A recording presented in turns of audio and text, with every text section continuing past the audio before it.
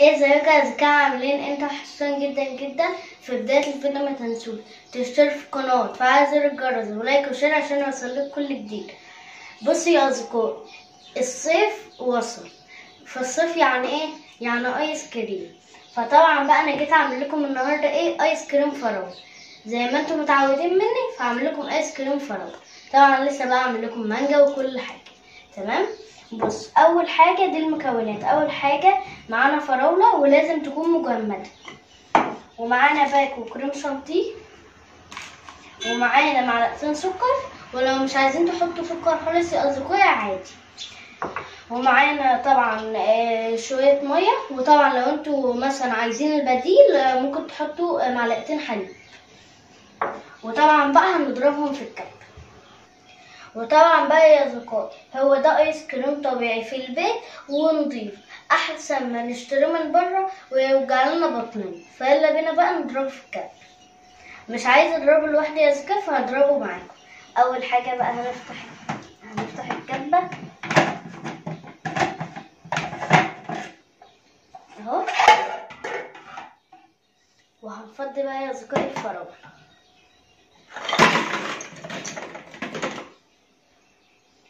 وهنحط بقى يا اصدقائي باكو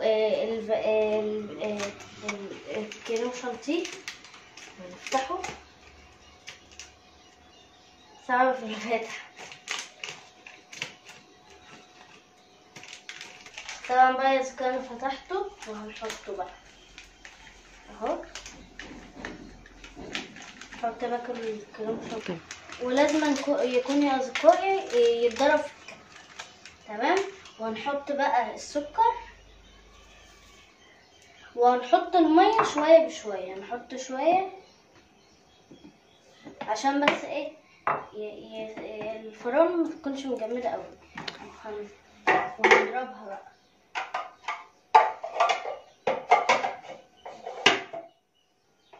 هنغطيها بقى يا اصدقائي. بصوا اهو يا اصدقائي، فلناها بقى وهنضرب.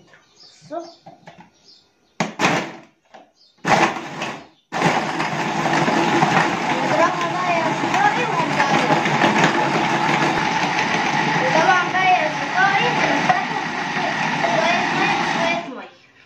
بقى شوية مية. بصوا وهنضرب تاني.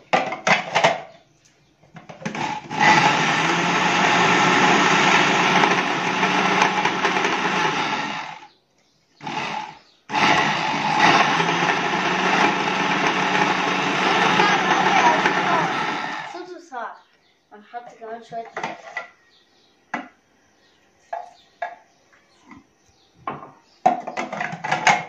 هضربه بقى يا اصدقائي وهرجع لكم. انا عايزه طبعا يا اصدقائي بقى اوريكم وانا بضربه.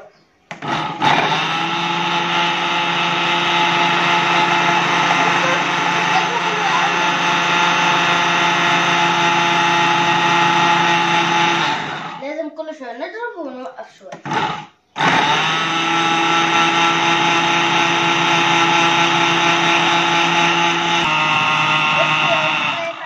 هو بقى بالشكل ده. بصوا انا كده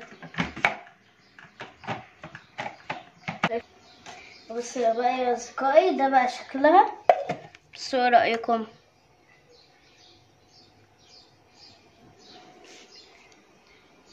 شفتوا بقى يا اصدقائي قوامها بقى جميل ازاي؟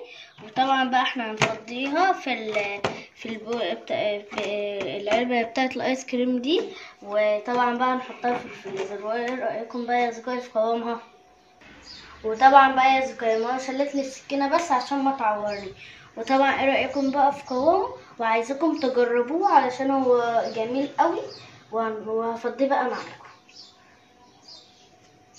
بصوا بقى يا اصدقائي قوامه تقل ازاي. بصوا ايه رايكم بقى يا اصدقائي؟ قوامه تقل وعايزاكم بقى تجربوه. طبعا يا اصدقائي بقى ماما سوتها لي. وطبعا بقى عايزاكم تقولوا لماما تسلم ايدك، وقولوا لنا كمان تسلم ايدك. بصوا بقى. وطبعا بقى يا اصدقائي انا هحطها في الفريزر، وبعد ما تجمد هوريها لكم. وايه رايكم بقى في شكلها؟ وباي.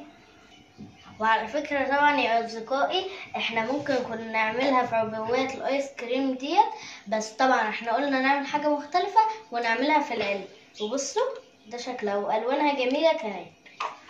ايه رأيكم بقى فيها يا أصدقائي؟ وطبعا هعمل لكم حاجة وجميع أفكار يا أصدقائي وحاجات جميلة وشكلها رقيق كمان. بصوا ايه رأيكم؟ اللي بيحب بقى يا أصدقائي الآيس كريم في عصاية يكتب لي في الكومنتات. وباي. يا أصدقائي هي جمدت وجاية بقى أدوقها معاكم. بصوا أنا هوريكم شكلها الأول. بصوا ايه رأيكم؟ بصوا شكلها جميل ازاي عشان سويناها قبل ما نحطها في الفريزر. رأيكم؟ هنفضيها بقى في البولة الجميلة دي. بصوا جامدة. هخلي يا أصدقائي بقى ماما تساعدني وهوريكم بعد. وطبعا بقى يا أصدقائي ماما فضتلي وهدوقها بقى معاكم. يلا بسم الله. بصوا ده شكلها يا أصدقائي. يلا بسم الله. خطيرة يا أصدقائي، وطبعا جربوها عشان ايه؟ دي بتاعت الصيف. وباي.